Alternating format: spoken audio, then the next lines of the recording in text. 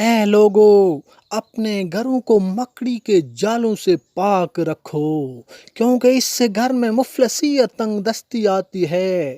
نبی پاک صلی اللہ علیہ وآلہ وسلم نے فرمایا، جس گھر میں مکڑی کے جالے ہوتے ہیں تو وہ فرشتے جو اللہ پاک کی طرف سے رحمت نازل کرتے ہیں، وہ رحمت کے فرشتے اس گھر میں داخل نہیں ہوتے، اور یوں آہستہ آہستہ اس گھر میں مفلسی، تنگ دستی و پریشانیاں بڑھتی جاتی ہیں، کیونکہ یہ جالے شیاطین و جنات کا مسکن ہوتے ہیں۔ شیاطین و جنات ان جالوں پر رہتے ہیں۔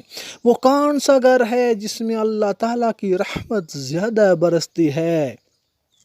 نبی پاک صلی اللہ علیہ وآلہ وسلم نے فرمایا، جو لوگ اپنے گھروں کو صاف رکھتے ہیں اور پاک رکھتے ہیں تو رحمت کے فرشتے اور رزق بانٹنے والے فرشتے اس گھر میں مقیم ہونے لگتے ہیں۔ جب وہ آسمانوں سے آتے ہیں تو سب سے پہلے ان گھروں کا رخ کرتے ہیں جو صاف ہوتے ہیں اور جو پاک ہوتے ہیں۔